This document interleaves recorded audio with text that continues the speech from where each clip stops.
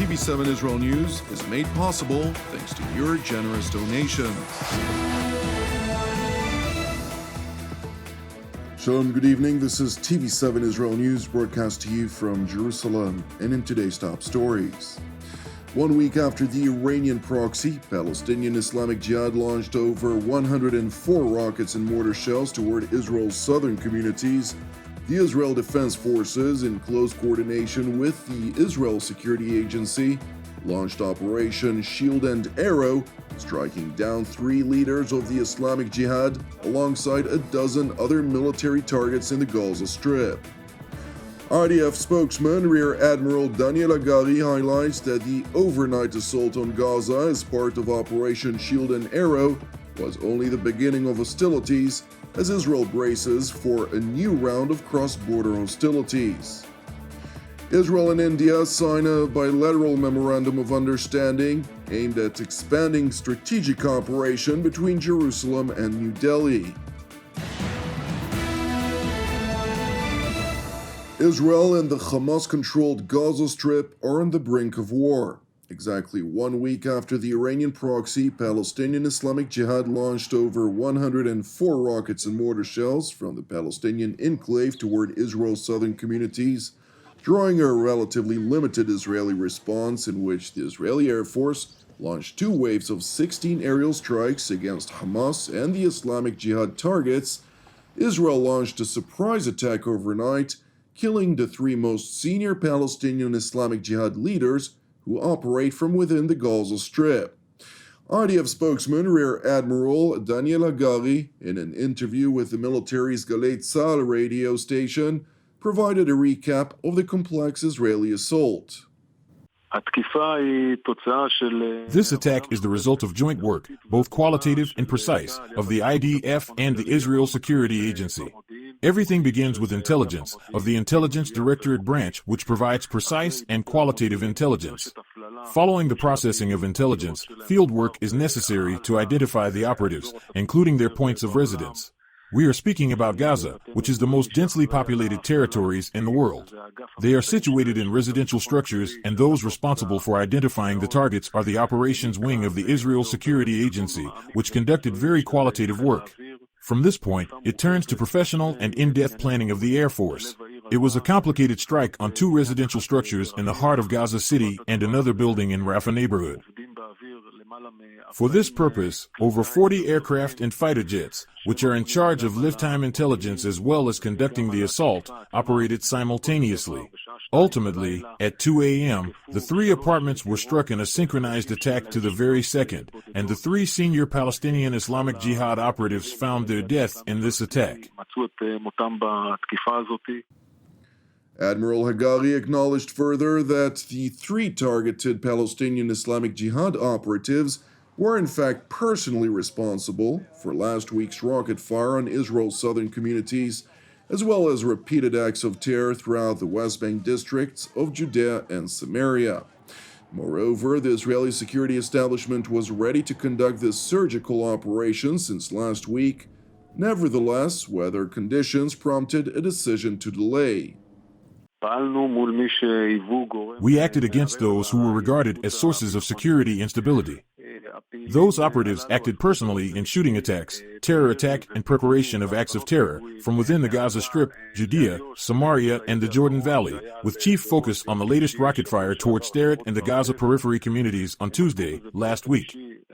They dealt with it personally.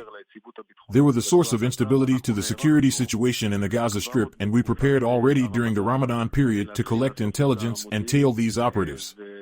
This operation was kept secret within a very small circle, which enabled us to surprise the enemy with such high precision. Since Tuesday of last week, we tried to prepare for this attack, but only last night necessary conditions for this attack emerged.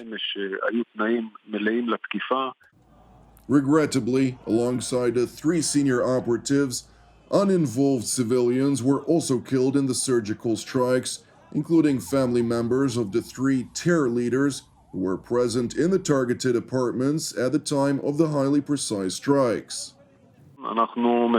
We try to limit, as much as possible, harm to uninvolved people. At this moment, we are aware of 9 additional individuals killed in this strike. We need to remember that we are speaking about the most densely populated area in the world, about residential structures in which very surgical work has been conducted here. It is important to highlight that along the surgical strikes in which the Palestinian Islamic Jihad leaders were eliminated, an additional 10 strategic targets were destroyed, which were said to have significantly downgraded the Iranian-proxy strong power capabilities. However, Admiral Hagari emphasized that the overnight offensive was only the beginning of the operation, dubbed Shield and Arrow. I want to emphasize that we are only at the beginning. This operation, titled Shield and Arrow, we are only at the beginning. We achieved all that we wanted to attain overnight. We are prepared for any scenario and are closely following the developments and hold situation assessments, and based on whatever the other side will do, we will act accordingly. Well, Admiral Hagari further urged Israel's southern communities in particular to heed the IDF Home Front Command's instructions. Israeli residents in the southern city of Ashkelon are seemingly confident in the IDF's ability to protect the country's civilian rear. We're pretty much used to it. It's this is the way we live here for more than a decade. Each time there is tension, we, already in a mode that we expect to get things changing here. That means nights will be, we're not going to sleep normally at night. Probably going to have a lot of rockets coming in. It's a good thing to have the Iron Dome that protects us from all those terrorist intention to disrupt our lives. We are not too much excited because we have a lot of experience after all those years with the rounds of terror from Gaza with the rockets. So we keep our daily routine as usual. It is important to know that the IDF continues to maintain a high state of alert, during which it stressed its preparedness to respond with force to any cross-border aggression from the Gaza Strip. Meanwhile, IDF, ISA, and Border Police Special Operations units conducted counter-terror activities overnight and this morning in the West Bank districts of Judea and Samaria. During the course of these activities, a total of 8 suspected terror operatives were successfully apprehended. And while the presence of the Israeli troops instigated a number of violent riots throughout the aforementioned territories, to which the Israeli forces responded with crowd dispersal means, no injuries were reported. Meanwhile, at the Israeli Defense Ministry's headquarters in Tel Aviv, heads of Israel's security establishment, including Defense Minister Yoav Gallant, IDF Chief of General Staff Lieutenant General Herzi Halevi, Mossad Director David Barnea, and ISA Director Ronen Bar, held a number of comprehensive security situation assessments throughout the day today, during which a string of decisions were taken, which were subsequently presented to Prime Minister Benjamin Netanyahu during a subsequent Security Cabinet meeting in Jerusalem. And while it remains too early to assess the gravity and scope which hostilities from Gaza would ultimately cause, senior defense officials have told TV7 that Israel's security establishment will use all of the tools at its disposal to ensure the safety of Israel's civilian communities. Meanwhile, in the Indian capital, New Delhi, Israeli Foreign Minister Eli Cohen, who arrived for an official visit for meetings with his Indian counterpart, Subrahmanyam Jaishankar, as well as Prime Minister Narendra Modi, decided to shorten his trip as Jerusalem effectively braces for war. A short time ago, I landed in India for a very important strategic and state visit. I received continuous updates from all that is done in Israel. I intend to meet today with India's Prime Minister Narendra Modi, after which I'll shorten my trip and return to Israel. Jerusalem's top diplomat further highlighted that the overnight operation in Gaza effectively highlights Israel's unwavering determination to settle scores with anyone who threatens or harms it.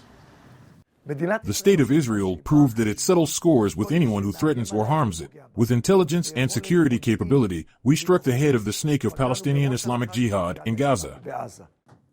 It is important to highlight that prior to returning to Israel, Foreign Minister Cohen initially held a meeting with Indian Minister of External Affairs Jaishankar, during which the two top diplomats signed a bilateral Memorandum of Understanding in which Jerusalem and New Delhi essentially agreed to expand strategic cooperation. Separately, during Minister Cohen's meeting with Prime Minister Modi, India's head of state voiced his deep appreciation of India's relations with Israel, which he is seemingly keen to deepen even further. Thank you for watching TV7 Israel News. As you may well know, similar to other non-profit ministries, TV7 Israel relies heavily on the generosity of supporters to carry out our mission. Your generosity effectively allows us, with God's grace of course, to produce TV7 Israel News, Jerusalem Studio, Middle East Review, Editor's Note, and the list of course goes on. Therefore, I would like to once again make this appeal to you. If you're blessed by our productions and would like to help support TV7 Israel's ongoing operations, please consider making a financial contribution. You can do so by visiting our website at www.tv7israelnews.com. Separately, I would like to encourage you to unceasingly pray for our persecuted brothers and sisters worldwide, as well as for the peace of Jerusalem and salvation of Israel. I'm Jonathan Essen, wishing you an Erev Mevorach V'Shaket, and God willing, we'll see you again tomorrow at the same time.